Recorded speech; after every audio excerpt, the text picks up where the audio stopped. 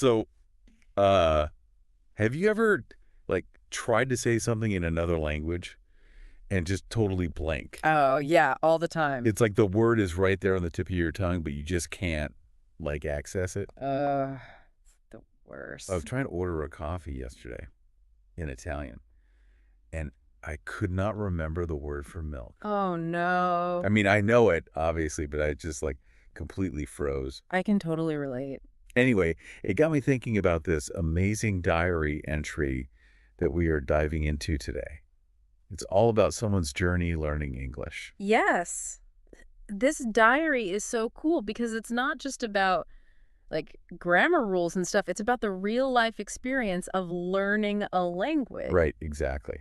So this person starts out barely knowing how to like say hello, Hmm. and in just 3 years, they're having full-on conversations with clients at work in English. It's amazing, right? Like what they were able to accomplish. And, the diary actually goes into how they did it. Okay, so spill the tea. What Yeah. was their secret? Well, it wasn't some kind of like intense language boot camp or anything.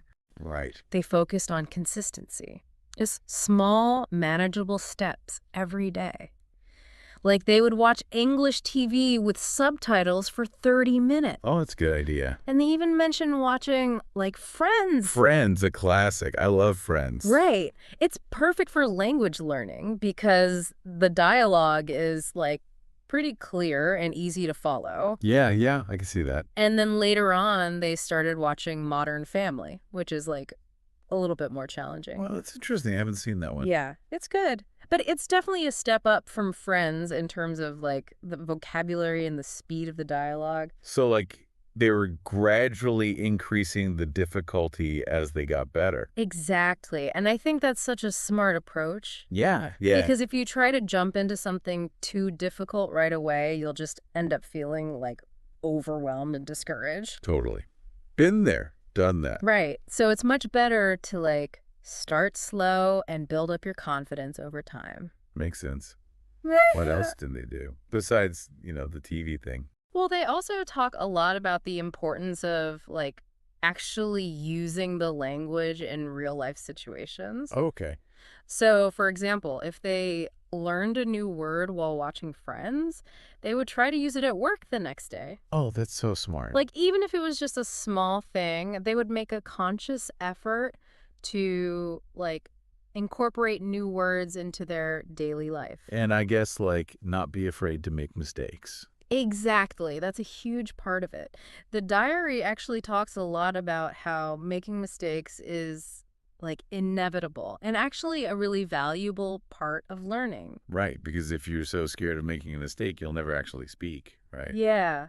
And they actually have this great analogy about building a house brick by brick. Okay, I like where this is going. So, you can't expect to build a whole house overnight. It takes time, patience, and yes, even a few crooked bricks along the way. Oh, I love that.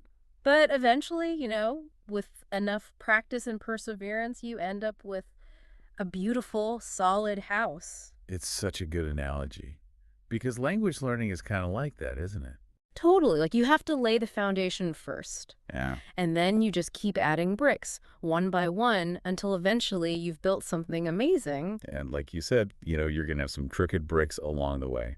But that's okay. Yeah, yeah, that's totally normal. And I think like the more you embrace those mistakes, the faster you'll actually learn. I think that's such a powerful message because so many people, myself included, are just so terrified of sounding silly or making a mistake Uh-huh. that they end up like not speaking at all. Exactly. And this diary is like a reminder that it's okay to mess up. In fact, it's essential. Love it. So, to wrap things up, what are the key takeaways here? I think the biggest thing is that consistency is key. Right. Like just making a little bit of effort every day can make a huge difference over time. Okay, that makes sense. And also, don't be afraid to put yourself out there and use the language in real life situations. Even if you make mistakes. Exactly, because those mistakes are actually how you learn and grow. So, basically, small, consistent effort, active use of what you learn, and viewing mistakes as opportunities. You got it. This person's journey is a great reminder that we can achieve anything we set our minds to. As long as we're willing to put in the work, embrace the challenges, and maybe even have a few laughs along the way. Exactly. I love that. So, to all of our listeners out there, I have a question for you. What is one small step you can take today to move towards your language goals? Yeah, let us know in the comments. And if you like this deep dive into language learning, make sure to hit that like button and subscribe for more insightful episodes. We'll see you next time. Bye. Thanks for joining the conversation here at Kaz English. We hope you found it fun and informative. Don't forget to check out kazapp.uk. That's kazapp.uk for more tips, resources, and interactive practice. Keep exploring, keep chatting, and we'll catch up with you again soon.